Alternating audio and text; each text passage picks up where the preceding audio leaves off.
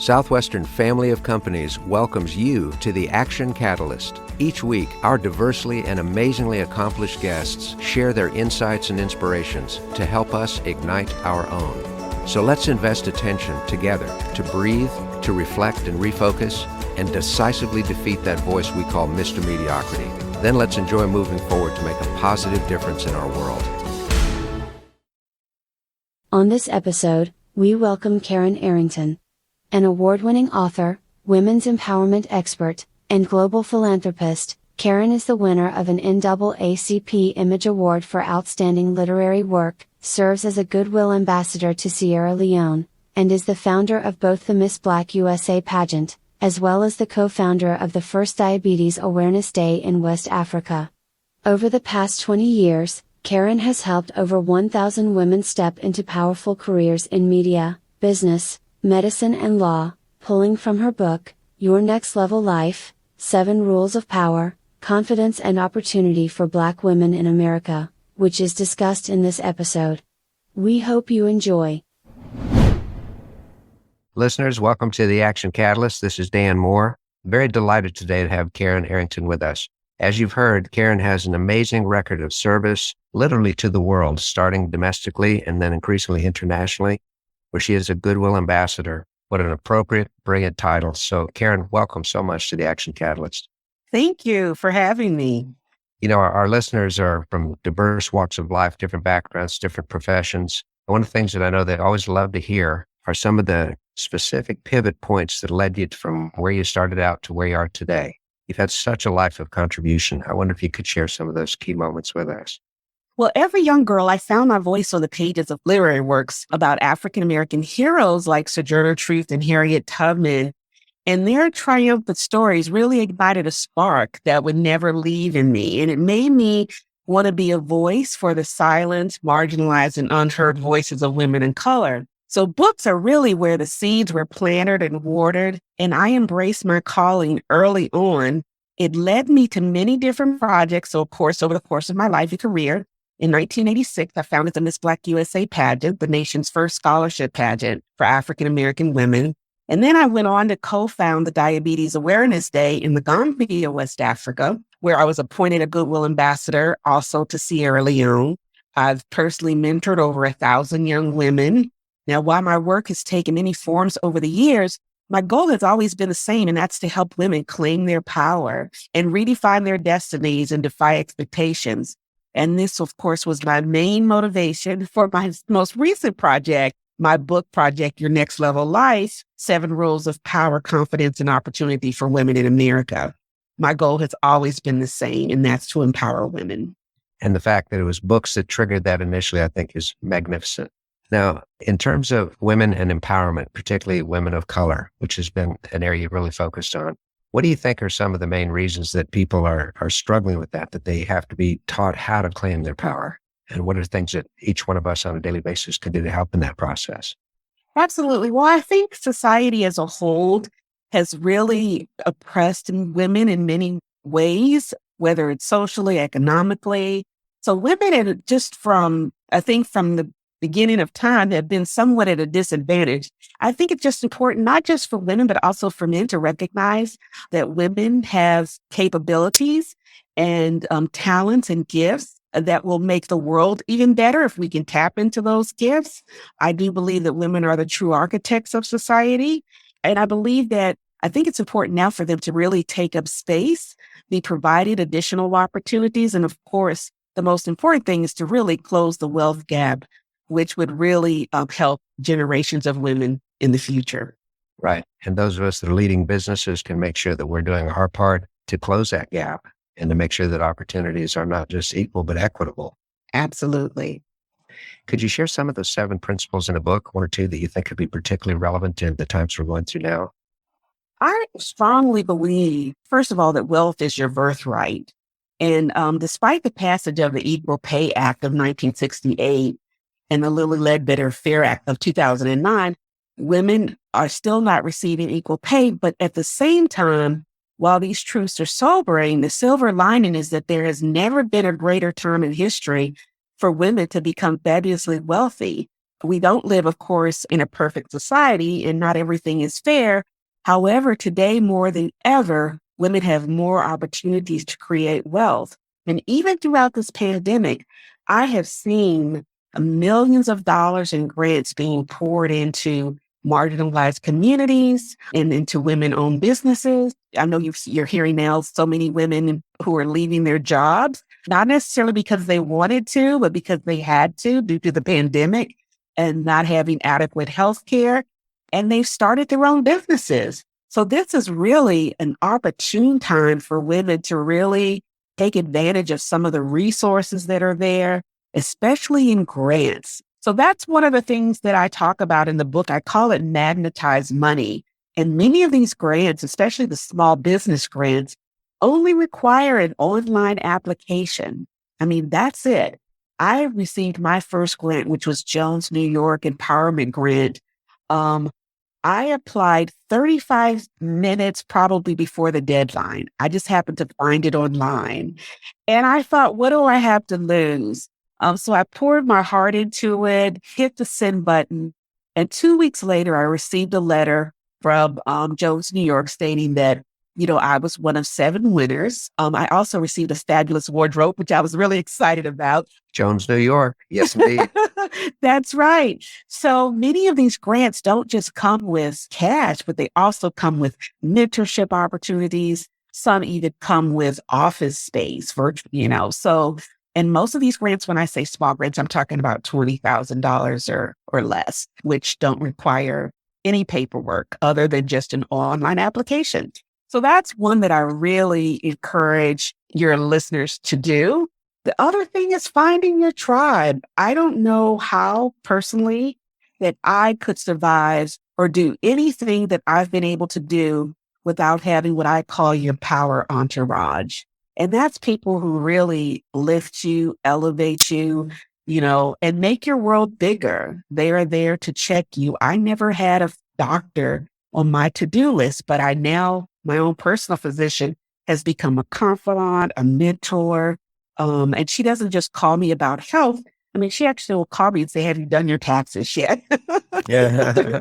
As a reminder. So finding people who don't just have your problem, but have your solution is really key throughout your life. And as you continue to evolve, it's very important. So those are my 2 favorite rules that I focus on a lot and center on a lot, and I do believe would be extremely valuable to anyone during these uncertain times. Wonderful advice. How did you go about appointing this personal board or entourage, as you call it? How would somebody go about finding the right set of people to help uplift them, support them, guide them, nurture them, chastise them as needed? What all the good things a good board would do? That's a really great question. And I strongly believe that throughout life, we have to constantly negotiate the relationships in our lives. People come into your life for a reason, and sometimes they come in your life only for a season. And so what I found is that the best way to do it is, first of all, to identify the people who lift you up. Like, write down the names of everyone in your inner circle of love and trust, whether they're family, teachers, friends, your pastor. And then also take a moment to thank each person for their continued love and encouragement. Identify the people who drag you down. A lot of times we don't realize that sometimes a person that we're surrounding ourselves, we're so used to them being around us, and their negative energy can drain us. And so if we remove that person, it doesn't mean that we can no longer continue to be friends. It just means that we can be friends from a distance. Mm-hmm. So I always say, take a good hard look at relationships that exhaust you, drain you, or leave you feeling weakened instead of strong. Because these people really are not your next level friends. And sooner or later, you're going to need to eliminate or renegotiate those relationships because your confidence and success is going to depend on it. And then finally, I say, reach out to one person that you'd like to know better. That fabulous, confident, person that you've admired from afar. Invite them to an event or just send them a love letter. I call it a love letter. Not expecting anything in return, but just congratulating them, telling them, what you admire about them. And you'd be surprised at what happens. And I think that when you begin to upgrade your circle of friends, of course, you upgrade your entire life. It truly does make a difference. And I just tell you quickly, again, I never thought about, my physician being in part of my power entourage. She travels all over the world with me. But more recently, I was concerned about my father's health. And I was so concerned, and I was talking to her about it. And she said to me, will he be home tomorrow? And I said, I'm sure he will. She says, well, I'm going to go lay my eyes on him. And she went to his house. My heart was just really so full because she actually took over his care. My attorney, the same way. I don't know much about law, but having my attorney who has really mentored me and taught me a lot about how to negotiate contracts, how to negotiate, deals, I've been really successful. And I have someone who I know always has my back. So again, think about where you want to go and who you really need to take you there. Mm-hmm. And I love the example you mentioned about the people that give you lift versus those that drag you down. Almost like if we have a balloon that's got a certain amount of buoyancy, but we also have some iron weights associated with the bottom of that balloon, it's just not going to go as much. If we can reduce the weights, then that buoyancy is going to keep carrying us upward. And that's an individual choice each person can make. So that's sound advice. And as a reminder to our listeners, Karen doesn't just seek mentorship. She has been a mentor, personally mentored more than 1,000 young women to get on the right track and to be more successful and achieve their goals in life. So I think that's partly why these people are willing to be part of your entourage, is because you've been so willing to give from your heart in the first place. Thank you. Now, despite the tremendous things you've accomplished, there's no question you've also hit some brick walls along the way. What advice would you give our listeners about what to do in just a hard stop that they weren't expecting in their trajectory? That's a really great question. I often talk about, again, we talk about having a power entourage, having people that when you do run across an obstacle, that you can pick up the phone and call, because oftentimes the problems that we think we have, we really don't have. There's a solution to them. We just don't have access to that solution. I don't know if any obstacle that I faced that wasn't resolved within 24 hours because I was able to pick up the phone and call my attorney, or I was able to pick up the phone and call my physician, or I was able to pick up the phone and call, someone else within my inner circle. But I also think that mindset is very important. It's sort of cliche. We always hear people talk about how to turn lemons into lemonade, but it's so true. I find that there's always within an obstacle an opportunity. And so we just have to sort of flip that obstacle. So again, sometimes when we are faced with a problem, we focus too much on the problem instead of focusing on the solution. And there is a solution to every problem. Even during this pandemic, I had so many people, say to me, I don't know what I'm going to do. And I said, there are going to be a whole lot of praise reports once this pandemic is over, because there were so many blessings that came from it as well. And there are people who I have a young woman who I mentored who was able to raise $2.1 million to fund, an amazing venture that she wanted to start. And that's as a result of this pandemic, where money was poured into women businesses. So I would say that, first of all, again, if you run into an obstacle, don't think about necessarily the problem, but think more about what would the solution be, and who can help you, find a solution to that problem, because there really is, a solution to every problem. It's that point of view. If we've got a wall that's 20 feet high, we talk to somebody that's living on the third floor, they can see over it. Absolutely. So that's terrific. When I was 18, I was introduced to a book, and one of the quotes in there was, in every adversity, there is the seed of an equal or greater benefit. And that's what I just heard you say so eloquently. Absolutely. Mindset, step one. Step two, get other people involved, which I think is wonderful. Karen, how do you keep yourself personally growing? You've achieved so many things. You could just chill out, sit back, and rest on the momentum and the great accolades, but you're constantly striving to grow as a person. What advice can you give on how to avoid complacency and what we call satisfied-itis? That's a really great question. And I think part of it is expanding your horizons.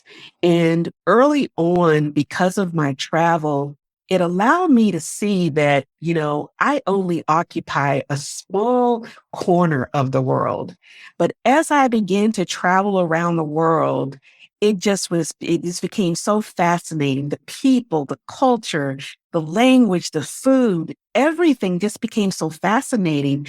And what I learned throughout my travels and continue is that, first of all, I tell people this all the time. I do business 35,000 feet in the air because every time I am on a flight, I meet someone who creates or shares an opportunity for me. And what that does is it just continues to evolve. And so my life continues to evolve in so many different ways, but I always stay on the trajectory of empowering women. I tell you, I was on a flight to the Middle East.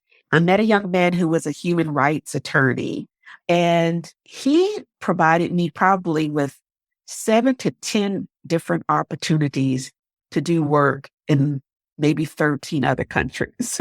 And so, and one thing, doing work in different countries, I mean, of course, there's the time zone and, all of the logistics that go with that, which take time. And that's really what just keeps me going, because when you think about the US and you think about, every state, well, just think about one country, having 50 states within that country. Just like in the US, every state is different. And so you find the same thing with every country.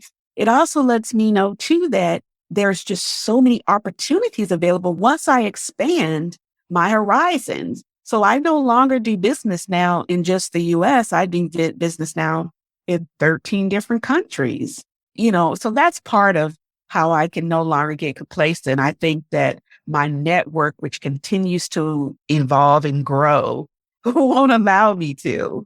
So your universe of work is 13 countries wide times 35,000 feet tall. Absolutely. That's really great. Now, some of our listeners right now, Karen, are on a trajectory in their lives where everything is just doing fantastically well, but there's some others that are really discouraged at the moment. Would you have some general advice for us with listeners that just are stuck? They just don't know how to move forward and they're feeling that sense of despair and discouragement. I would say you're in a really good place. Now, that's a great answer already. I would say that you're in a really good place because sometimes we have to see what we don't want to see what we do want. And once we can identify that, then it makes it so much easier for us to go for, for that thing or, whatever it is that we want. Right now, as I said earlier, there are just so many opportunities. And it's so important for you right now to reach out to other people that you don't know. I oftentimes have a tremendous number of opportunities that come across my desk that I have no idea, who to help with these opportunities. I have casting directors call me and say, anyone who, I need someone on a show. We're looking to book someone. I mean, there are just tremendous amount of opportunities. And what I found is that most people don't tell other people what they really want. So this is a great time now to speak up and to tell the world what you want, what you do want, so that someone can hear it. The other thing is social media. Everyone's on social media now. So make sure that your social media profile is in sync with what you're looking for and what you want. I see so many social media profiles where there's just no information about what the person does or what they want to do, which makes it very difficult because, people who are in higher positions, their attention span is, it's of course not there. So they're not going to spend much time, really searching. So you got to make it easy for them. But I would say right now, just know that you're in a very good place, which makes it easy for you to figure out what you do want. And whatever that is, tell everyone and tell a lot of people that you don't know.